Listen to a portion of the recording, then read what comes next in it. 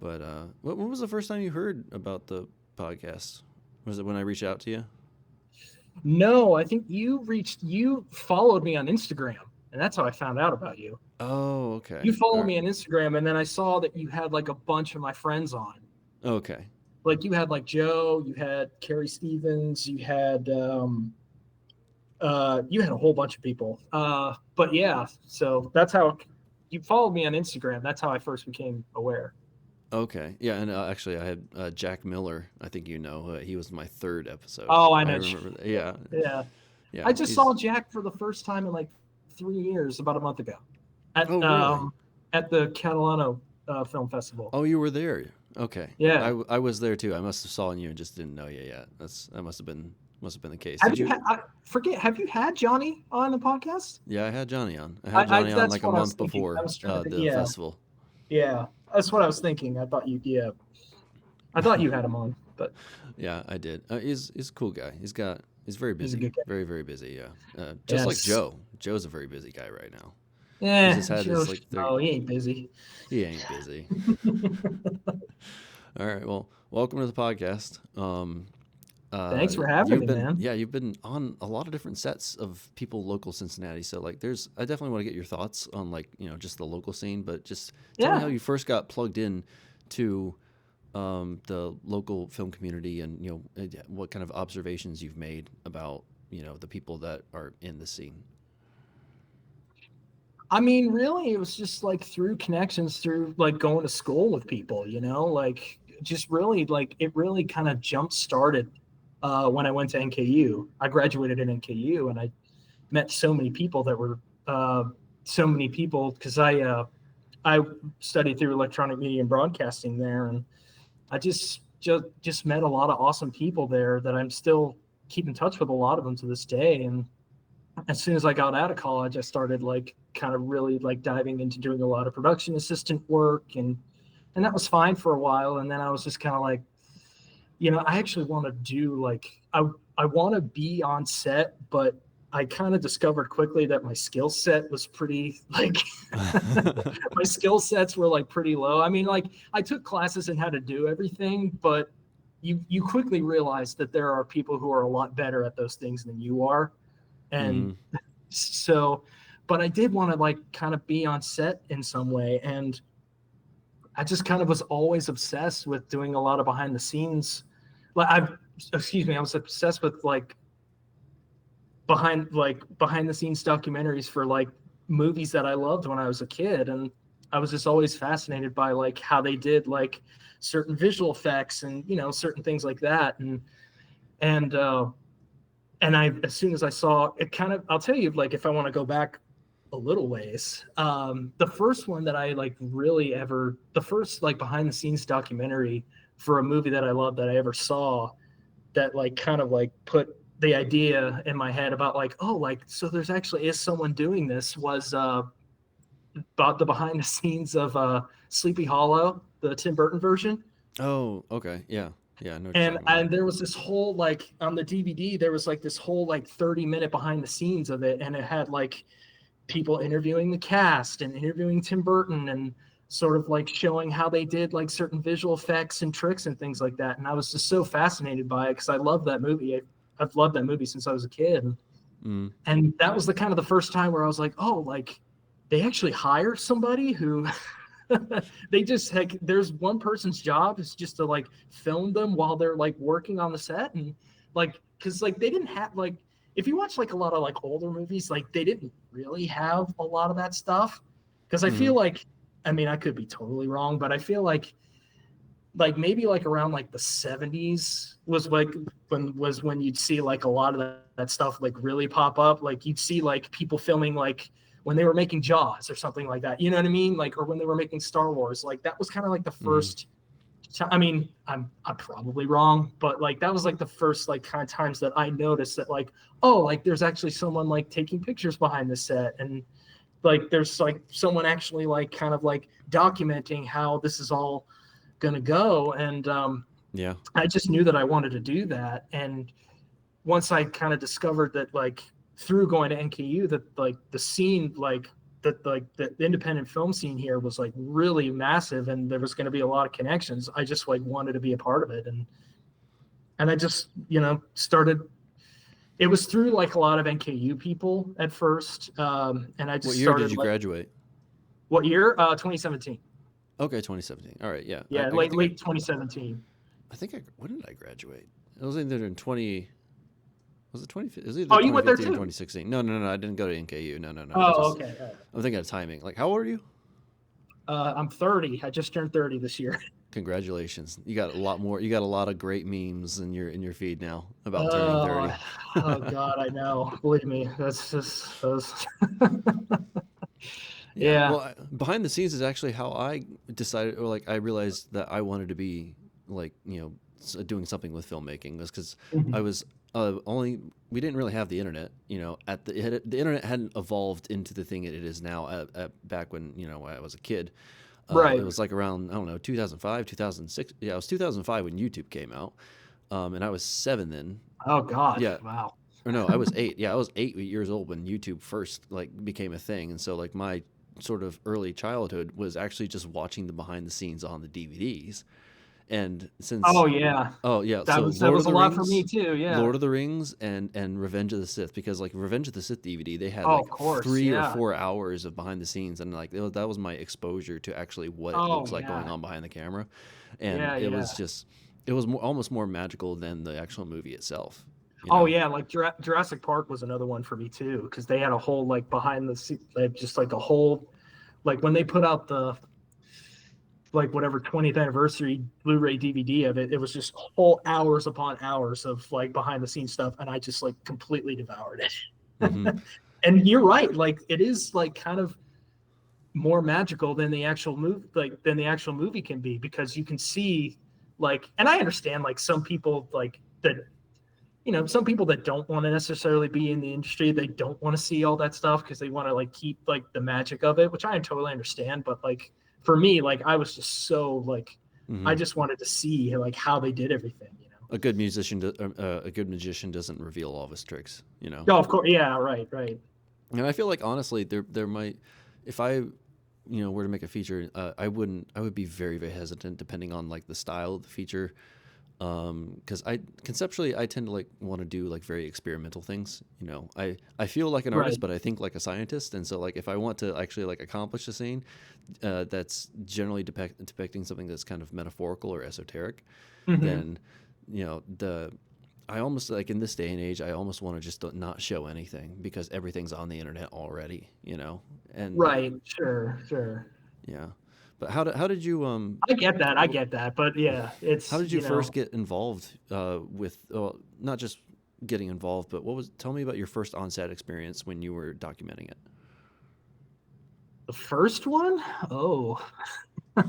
I'm sure it was a very disorganized mess. That's kind of what I'm betting on right now. Oh God, yeah. Oh well, the first time I did it, it was a disorganized mess. But a lot of times, like before I like really like kind of upgraded to get a decent camera, I would just do a lot of it on my phone. Because at the time, like I didn't have like the money to get a really good camera, and now I have now you can get like. I like the camera I typically use is like a really good like Canon DSLR, which you can get really great quality off of. But yeah, at the time, like just getting out of college, like your funds are pretty low,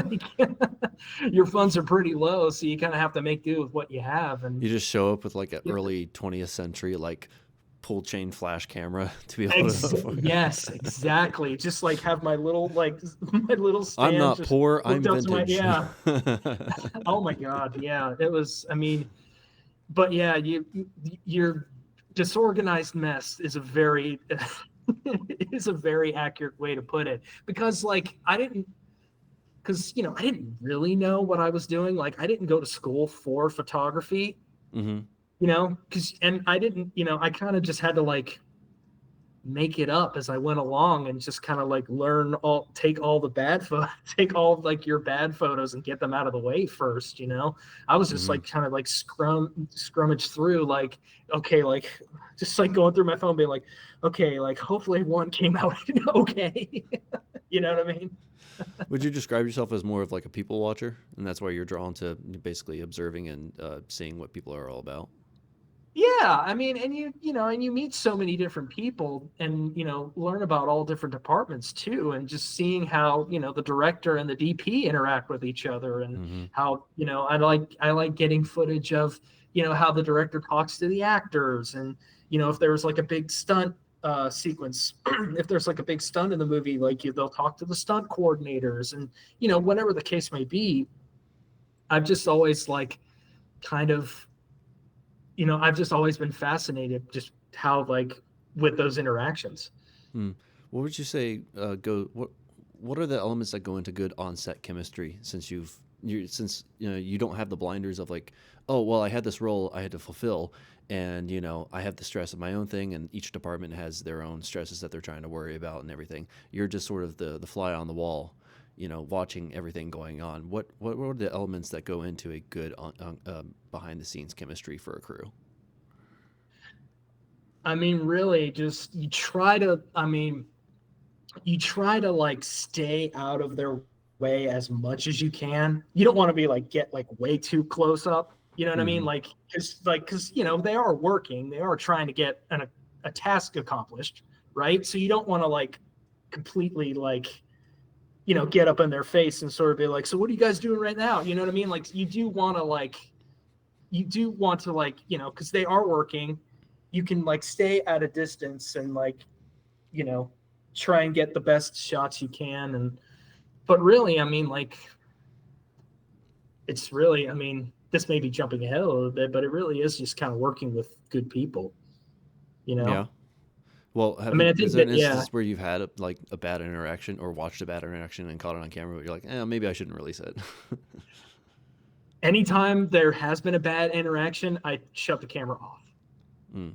because I don't want to, like, because, like, What kind of Hollywood TMZ reporter are you, man? Come on, step up. Jeez, that's what sells.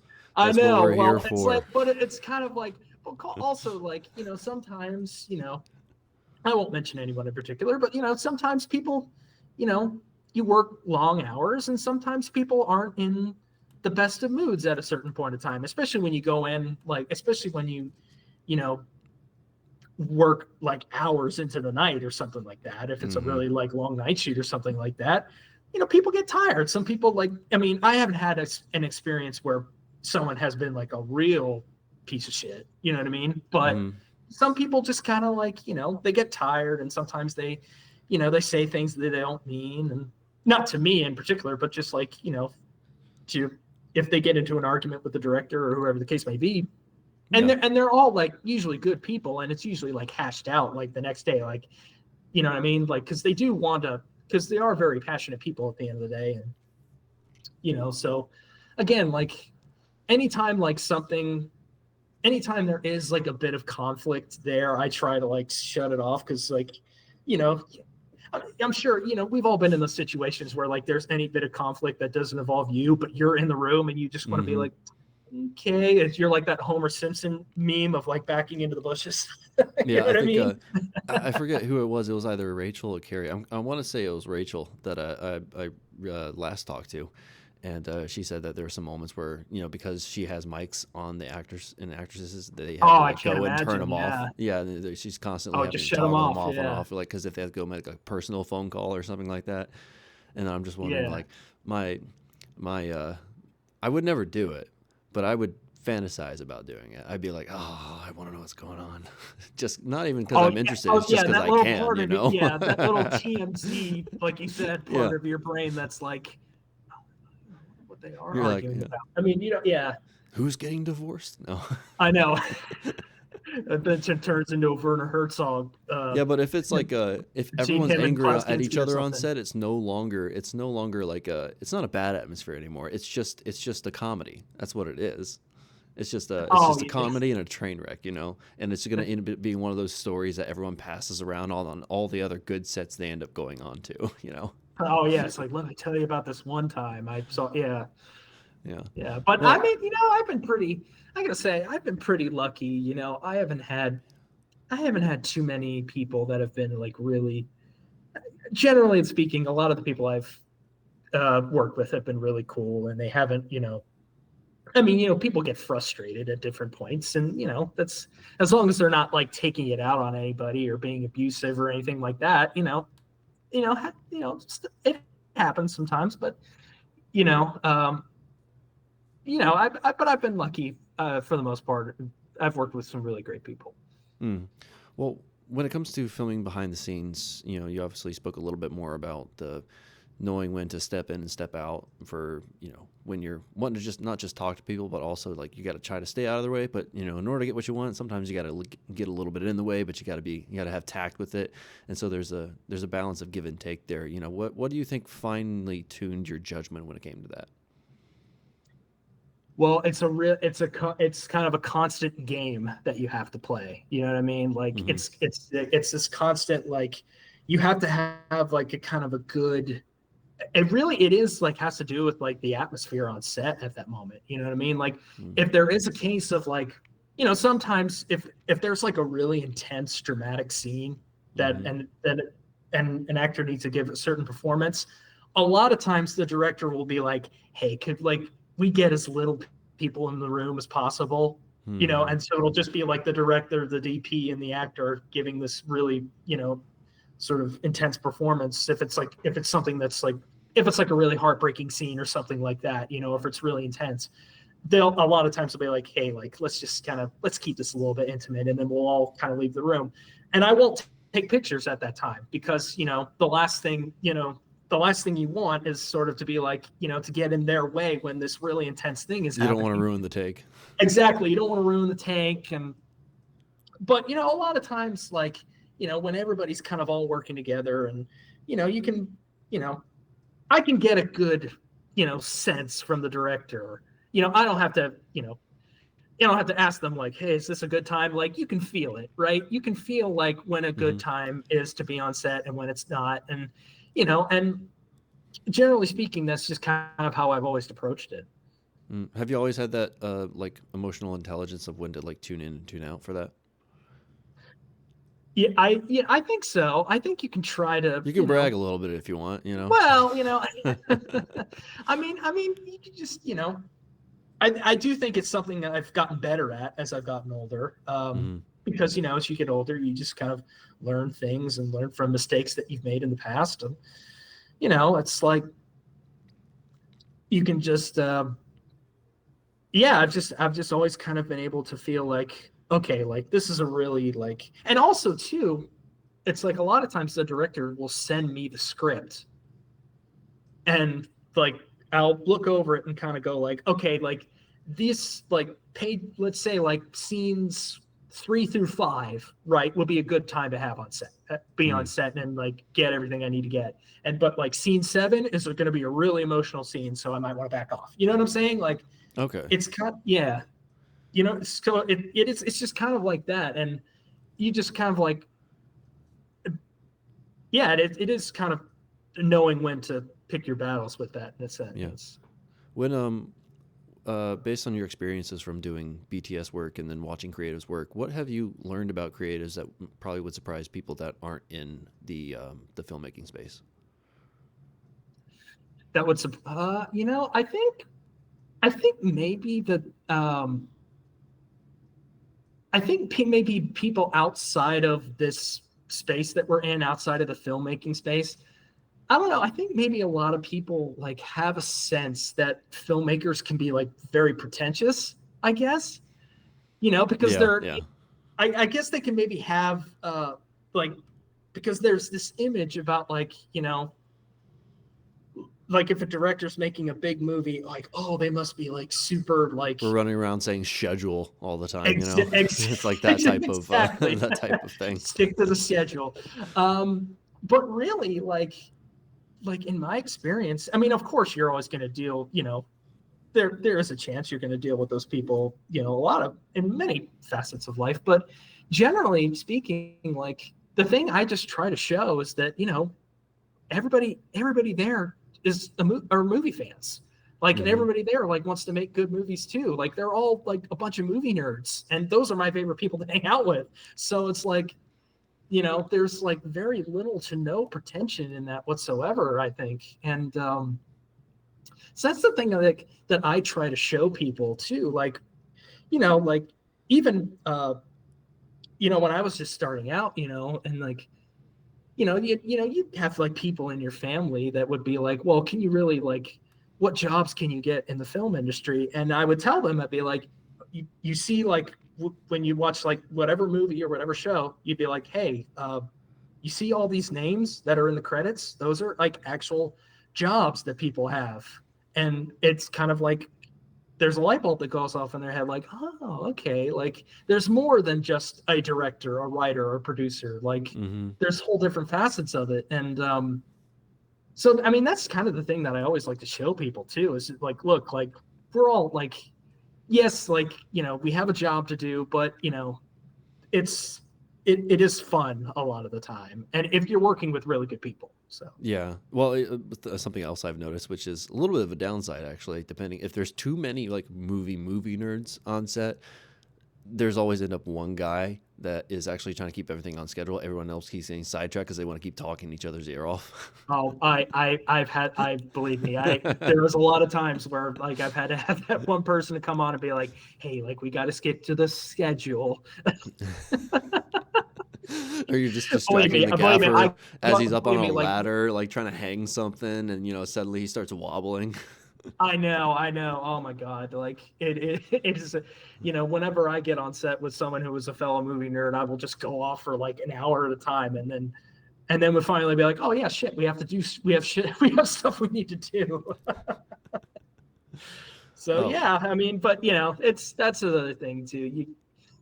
You kind of like have to learn how to turn it off as best as you can. It's hard for me to do sometimes, I will admit. But are there any genres that you think, the independent space when it comes to filmmaking is a little too afraid to get into, or that actually should be done more of?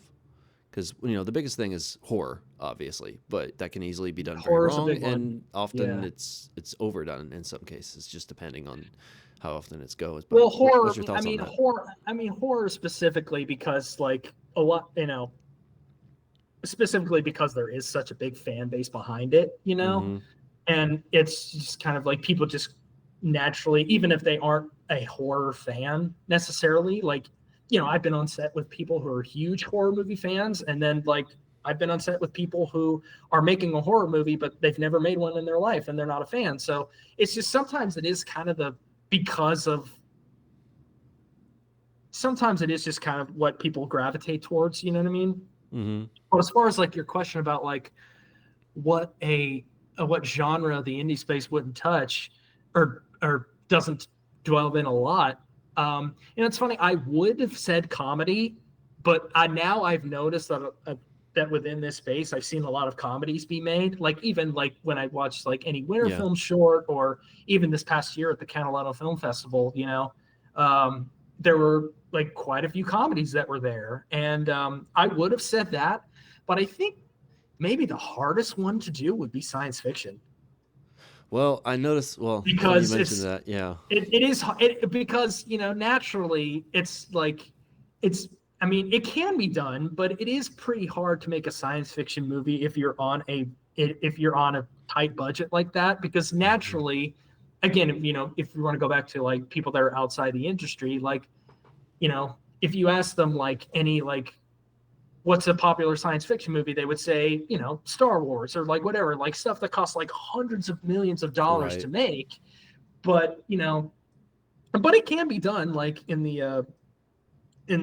the like kind of low budget space. There was one that came out, not within the Cincinnati scene, but there was one that came out. Oh God, I can't think of the name of it. And it was a good movie too. Shit. Oh, it's a shame. Anyway, it'll probably come back to me at some point. But I noticed that it is, because there's because when you write science fiction, like I've never written a science fiction feature or short, but like you have so many ideas that you want to like, and there's also so many ways you can go with it that it can be hard to kind of like produce one within an indie space. So I understand why people don't necessarily. I don't think I've worked on one science fiction short. Well, funny. It's hard. I was gonna say, funny enough, you mentioned that. It's like the last film was actually a feature I tried to make. I'm not sure if it's going to be able to get finished, and that's what I'm extracting a short film out of that at the moment, to see if I can, garner some attention for, getting some funding to finish it, because it's like almost basically done. But it Right. has the downside. It has a lot of visual effects in it. It has a lot of visual effects That's in the thing, yeah. it. And you also have to like find a good person that's within the area somewhat who can do like really good visual effects. And they're out there. They're out there for sure. But it is a little bit harder to achieve. The indie space, it's not just the budget the budget constraints, but also because not a lot of people end up getting into it at this particular level. They don't have the technical know-how to shoot for visual effects in a specific way so that it doesn't get screwed up in post. That's the biggest problem. Right.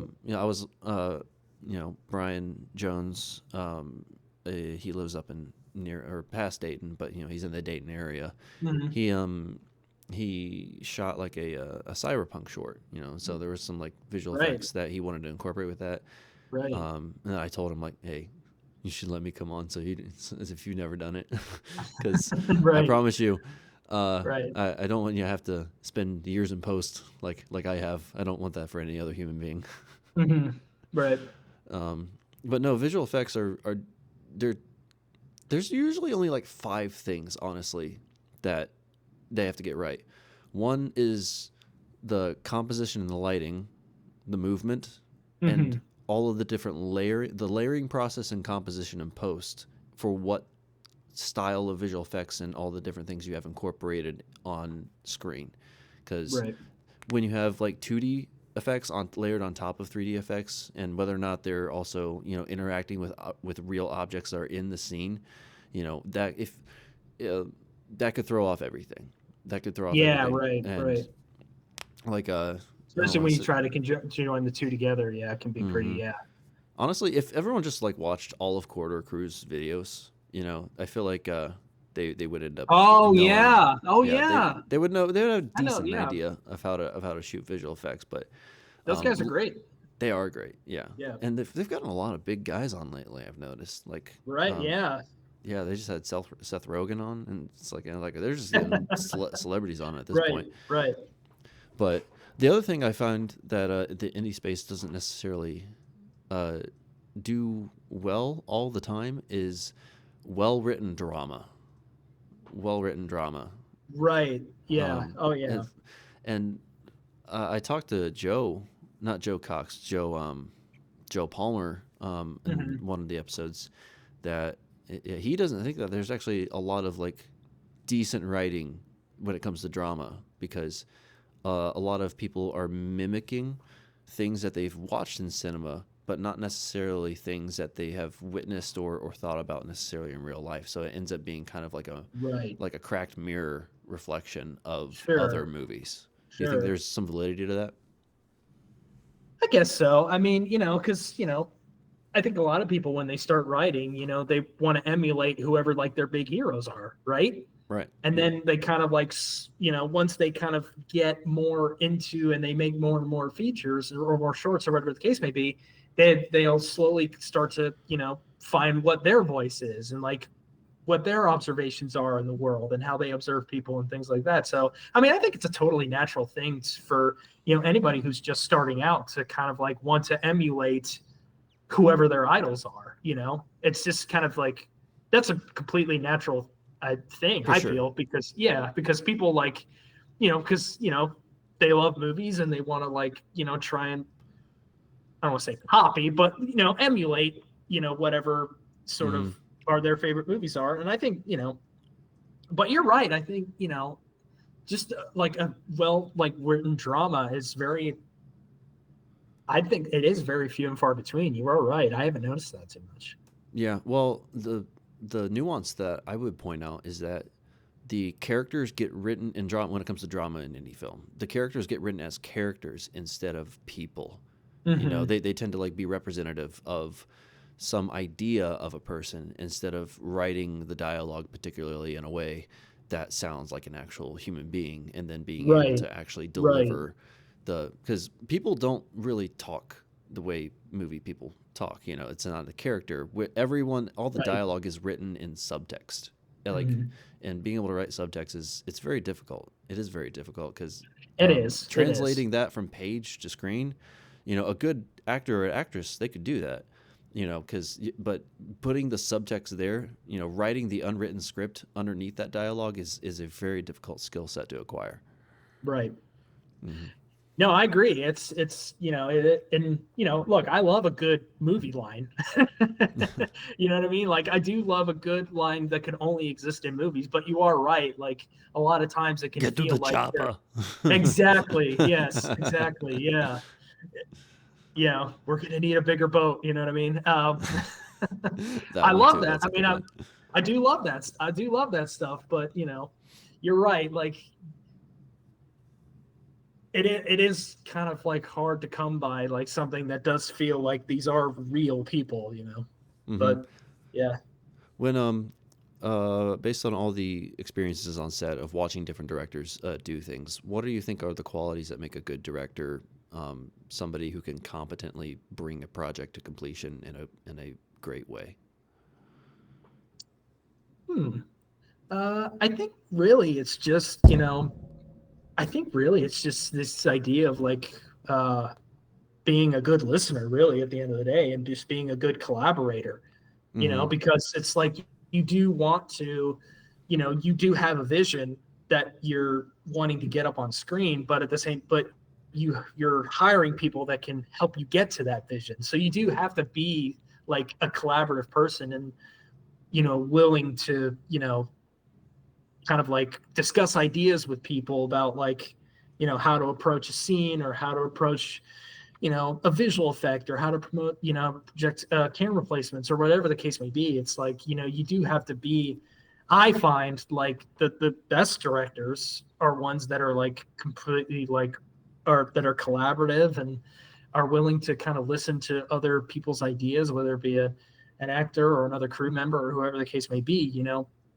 You hardly get into those people that like stand strong about like, well, this is what I think it is, and you got to do as I say, and blah blah blah. Mm-hmm. And because I do find like the more sort of I'm gonna say relaxed, but like the more collaborative that you are, I think sometimes like those can be the best ideas. I think Mm-hmm. Right. uh, Right. sometimes like an actor, I've noticed this in the past too.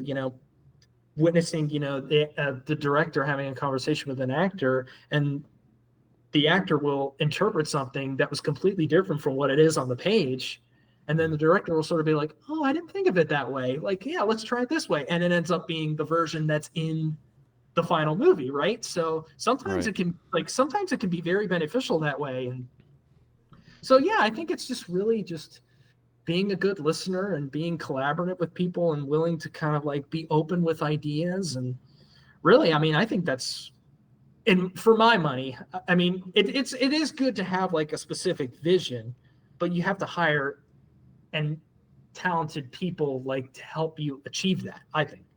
Mm-hmm. If you could grant yourself a wish from a genie, but you only got one wish, not three, because this genie is cheap. Oh, I don't get three. Come on. No, you don't get three, just one. Oh, damn it. Um, if you could import all the skills needed to be able to complete a specific role in filmmaking in a way that you would be proud of for wasting and using your one wish that you could have made yourself rich for, um, what department would that be and why? Huh. It's a good question. Like maybe what department I wish I was better at?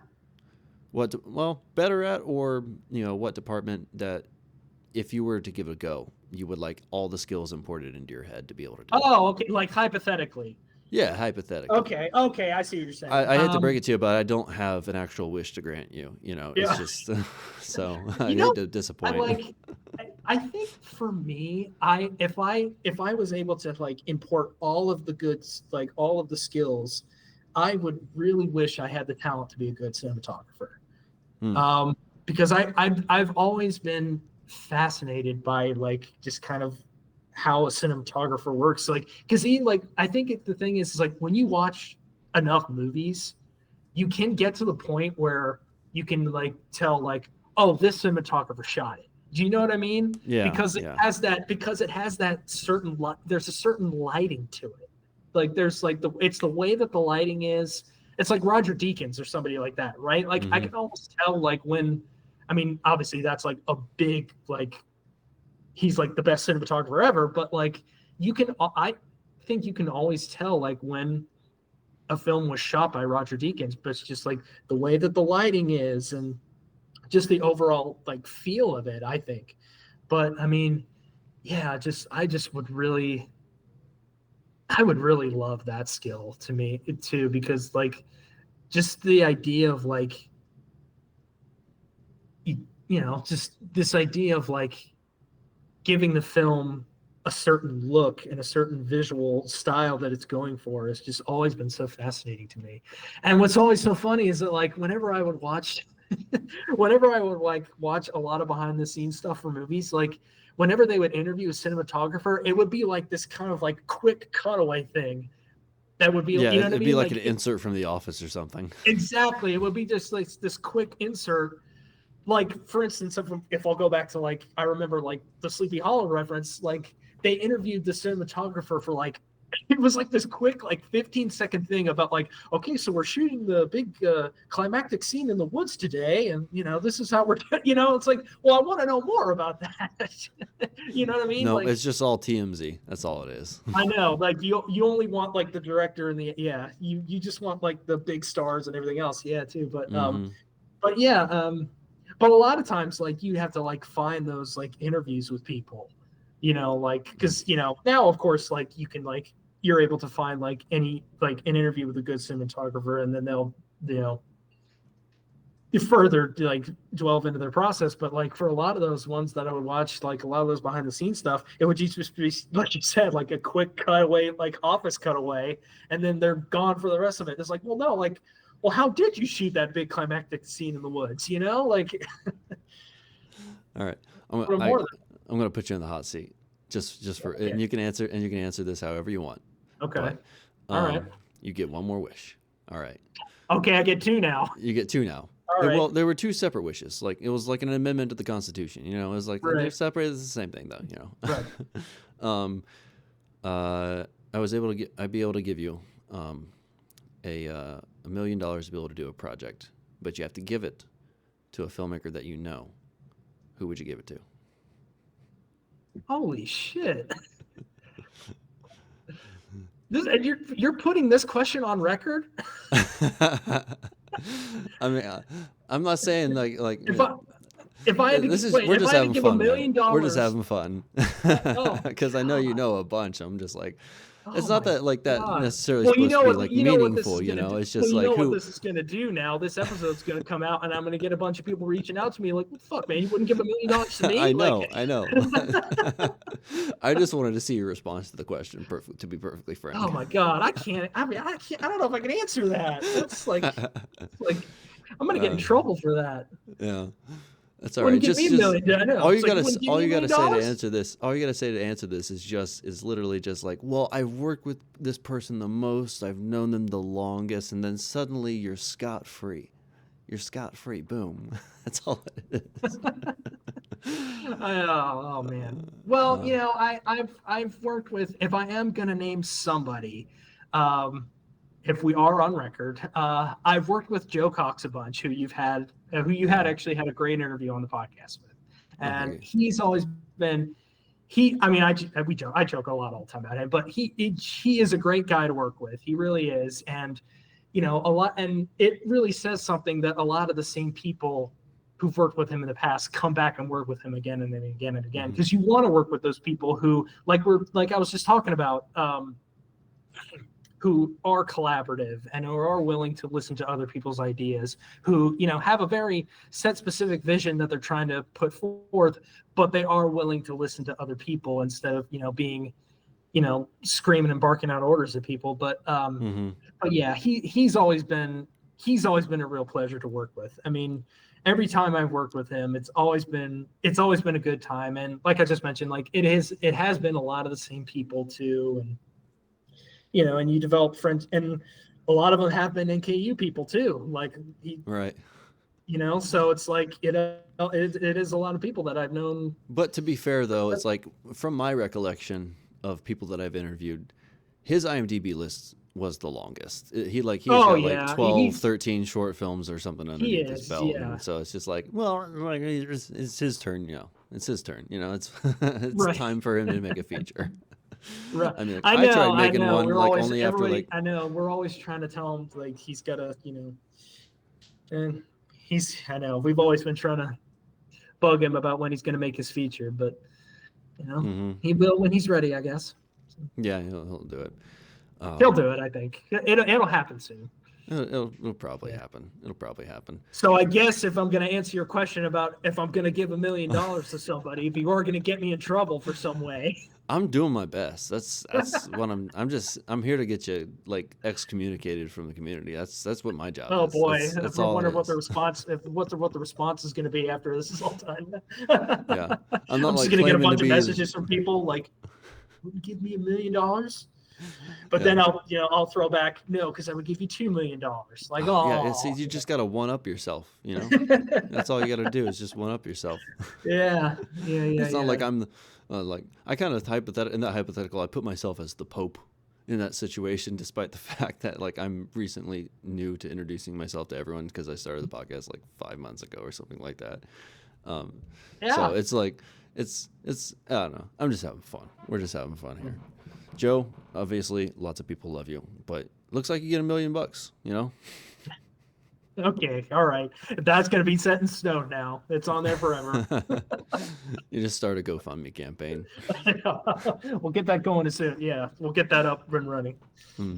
What what kind of personal projects that you've delved into? I know you've done some other documentary style work, not just like the stuff that I saw on your YouTube, but you also had some things that I kind of sift through your Facebook that you had done a little bit a while ago. Yeah, Tell me a little bit about that. yeah. Um, yeah, I always try to like kind of work on these personal projects like whenever I can. And the one that I think I'm the most proud of, I mean, outside of like different documentaries I've done for different movies I've worked on, because that's like, I think that's like what we were saying earlier about like, me just like trying to emulate somebody, like trying to emulate things that I've seen in the past, um, but outside of that, I think the one I'm the most proud of at this moment is I made a documentary, and I think it was the one I sent you Mm. about the studio that is in Athens, Ohio, called Passionworks, and the place is called Passionworks Studio. And my cousin Kirby works there, and she's worked there ever since she started out when she went up to OU in Athens, and she started working with this studio. And basically what it is, it's a studio for artists who have like, developmental needs or whatever the case may be. They can come to the studio and they can work on art projects, and their artwork has been featured like throughout different events in the city, like different like parades that are happening. Like they've been like on murals that have been a part of the city, and it's just it's just always been such a great community there, and they've been such a wonderful part of the community. And I've just always been really I've just always been really inspired by them, and I'm really, really fascinated with a lot of the work that they've done. And so I've been able to, I kind of like went up to Athens over a weekend, shot a bunch of B-roll there, got interviews with my cousin, a couple of people who ran the studio, and a couple of the artists who worked there. And I'm just, kind of interested in seeing like, I kind of wanted to make it more of like a day in the life, like kind of a documentary, like Yeah, I got that as vibe from opposed it. to like what like the history of Passionworks. You know what I mean? Like, because I feel like anybody can like, you can go online and Google like the history of the studio, right? Like Hmm. anybody can do that. But I really wanted to see like, okay, like what's a typical day in the studio like? You know what I mean? Like a typical like, what time do you normally get here? Like, what is it you're working on right now? And, anybody that was willing to, show off their art projects or, whatever the case may be. And you just get a lot of like really real responses. I find it's a lot more. I find it's a lot more relatable that way, Yeah. as opposed to like going into like the history of, from like beginning to end kind of a deal. It's more relatable because you're able to, everybody. Yeah, I've just always kind of, that was the approach that I wanted to take with it. And but yeah, it's always been a fascinating place, and I encourage everyone to follow them on Facebook and Instagram, and Google their work, and because they do a lot of really wonderful work there. And yeah, so. Yeah. What are there any other projects that you haven't gotten around to doing yet, but they're in the back of your mind and you really want to be able to pursue them? Is there one project that sticks out that you haven't done yet but would like to get to? I mean, everyone's always been bugging me about when I'm gonna like write a feature. And I've had a few ideas that I've been kind of kicking around in the back of my mind as far as like something that I would want to do, but I've never really bit the bullet on it yet. And Why I not? don't know why, honestly. Yeah, why not? I don't know. I don't know. I've always been kind of like, because I think so many things you get like wrapped up in so many other things that you're doing, and you kind of like put it off to the side, and you find you I don't know. I know. What's It's one always been idea so. that you would write about? Because I know Well, there's one idea that you popped up. I saw it in your head. You just didn't oh, say there it. is. Oh, there is. There, there is one idea that I've wanted to do for a while, and I've wanted to kind of make it as more of like a horror comedy. But it was inspired by a long time ago. I saw this music video for this band called Cage the Elephant. I don't know if you know who Cage the Elephant is, but I they're don't. a great band.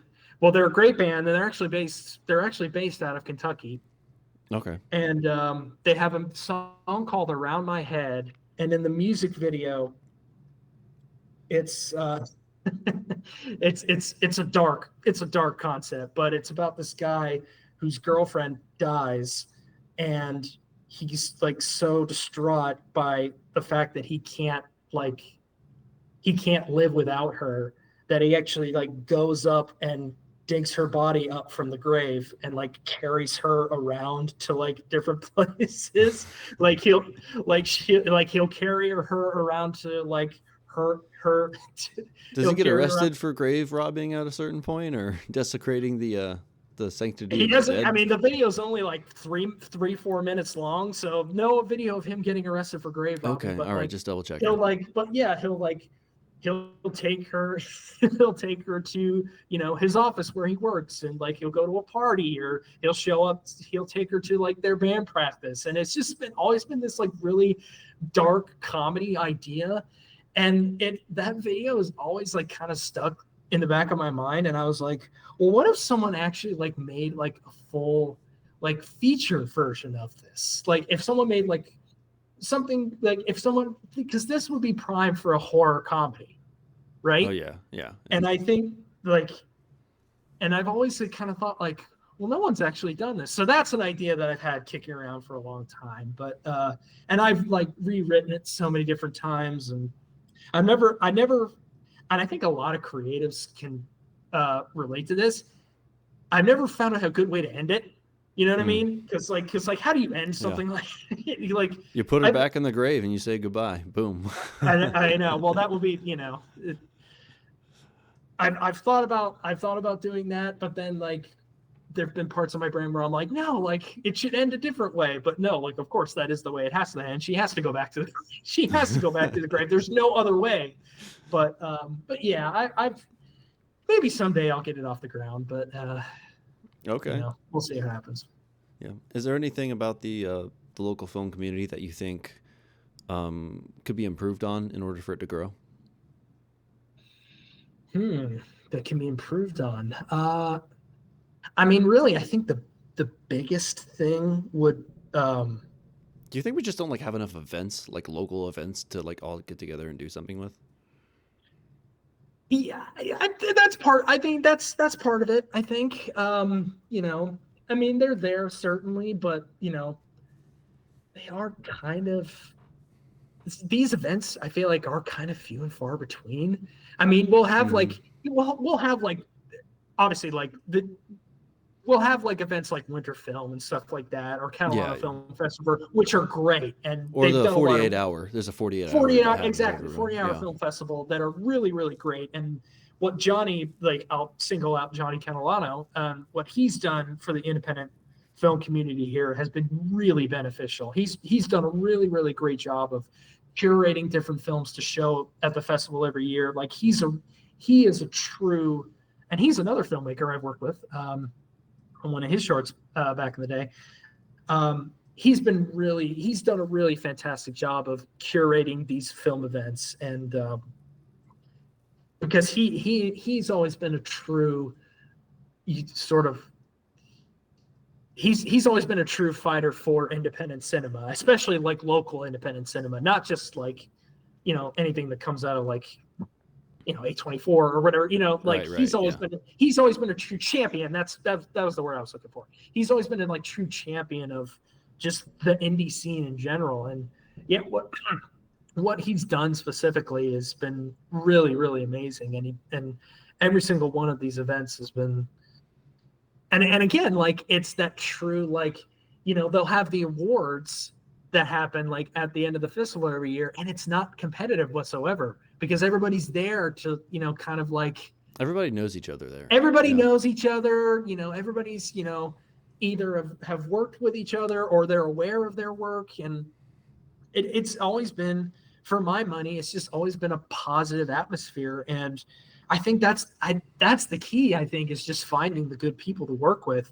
But yeah, I mean, to go back to what you said earlier, like, I think more of these, and also I think another thing too is, as maybe this is a little unrelated, but I think the other thing too is That's just your like, third wish. That's your third wish. It's your last one. You used it up. I can only okay, give so many out. okay, all right, fair enough, fair enough. But the other thing too, I think, is like whenever like sort of the bigger productions come here, they don't necessarily make use of a lot of the talent that's here. I've You know what heard I that mean? before from a lot of people. Yeah. They don't necessarily, like, they'll often like bring in people from from outside of from Hollywood, quote unquote. And I've always, that's always been kind of frustrating to me. It's like yes, those people are obviously talented in what they do and they're great and all that, but like if they really dug deep, they would find a lot of really talented people here. And I don't think they do that a lot. And I mean, that's not necessarily something that within the Mm-hmm. scene here that can be improved necessarily, but that's just something to me it's always been Well, frustrating because it's Cincinnati like, hasn't quite acquired that level of credibility yet, though. Nashville has it. yeah, Nashville's gotten it in the recent years. And then there's Atlanta. They've had it for a while, for but sure, for sure. um, you know, Vancouver, Vancouver, yeah. And so, like, a lot of the business is moving sure, out of yeah, Hollywood. And then we got this yeah, north-south Midwest chain that's going on between, we got Atlanta, Nashville, Cincinnati, Columbus, and then Cleveland. We got that I-75 route that yeah. just runs right up and down, the Even when Midwest, the whole which, thing about like it was a whole debate about whether or not Cincinnati was going to hold the Sundance Film Festival, yeah, Joe wasn't which surprised. Joe wasn't I was the surprised. I tell you what, I wasn't either. I figured I it was was gonna. disappointed, honestly. I was disappointed, but I figured like there's no way it's gonna fall through. I just don't get, like, Colorado. There's nothing in Colorado except for, like, weed and skis and I was mountains. gonna say like that. Uh, they can just And Russell get Wilson's high and go on those Broncos. slopes after they premiere their movie. But yeah, I Yeah. was not surprised about that. But yeah, I mean, that's kind of one thing that I would like, if more productions are going to be, made in Cincinnati. Um, I would like to see more of them looking at talent here, as Mhm. opposed to like, oh, like a certain street is a good for, say it's set in like 1960s New York or whatever, right? Right. Like it's not just the location thing. Like I would like to see more of them sort of like paying attention to the talent we have So that's all. I mean, Well, I heard a that's statistic actually about SAG. It might have been today or I think it was yesterday. I forget. But there's like roughly 130,000 SAG members, but only right. 30,000 of them end up finding work per year. So like, there's a giant market that we're in the wake of a bubble that popped because of the streaming industry. You know, everyone was racing to be able to do that, and Yeah. it just then it was eloquently put by a former guest, that first there was the race for streaming, and then COVID happened, and then after that, the companies they were making much more repeatable content that not a lot of people ended up watching, and so Content. because it's content now, it's not art. It's like that's the one thing that kind of bugs me about it, because I hate that it's content now. I hate I it. first heard that by not Samwise Gamgee, gosh, Sean Astin. I know the actor's name. I know it. Hey, he's on. Hey, he's he was the first one to remark about that. He's Samwise Gamgee to me, and the kid He's from always the Sam. He's always, whatever his character's name of the Goonies was to me. But yeah, well, he's also in Stranger Things. People seem to yes, forget that's about. right. He was in Stranger Things, and he was Samwise Gamgee there too. That's right. Yes. But yeah, it's just there's a lot of talent here, and I really want to see it, Yes. go somewhere, and that's what we all end up wanting. It's not just like, oh, hopefully everyone else goes that way. I might be able to get my foot in the door, and because Right. I'm sure there's a number of people here like who have that sense of selfishness. I can't think of anybody who would, but like statistically, you're going to run into those people, Of course. who Yeah. just like just other people are sort of stepping stools, and logistically I can kind of sympathize with that. It's like, yeah, you want a career, all right, got to kind of climb the ladder, and some people are going to be on the ladder, but Right.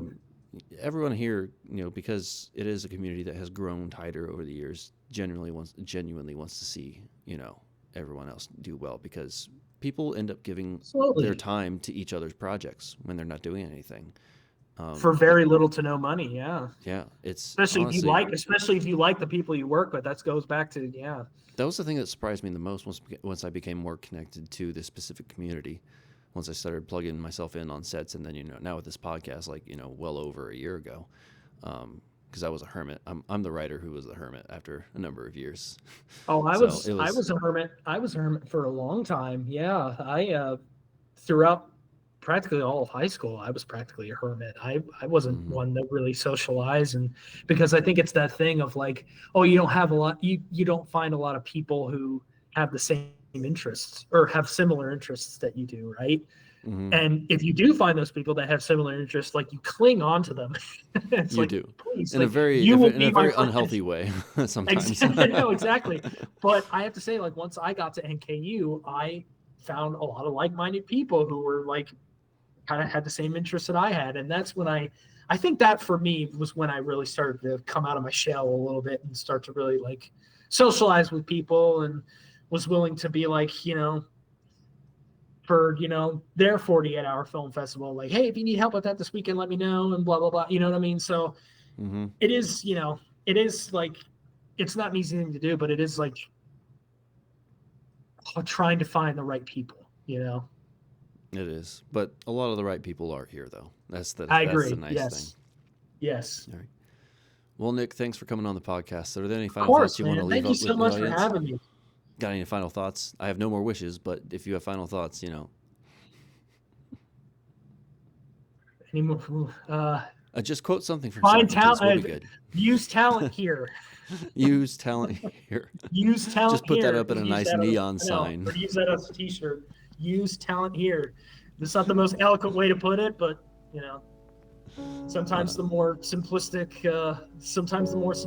ways are the ones that really get through. But I don't know. But Well, thanks for coming on. of course, man. Thanks so much for having me.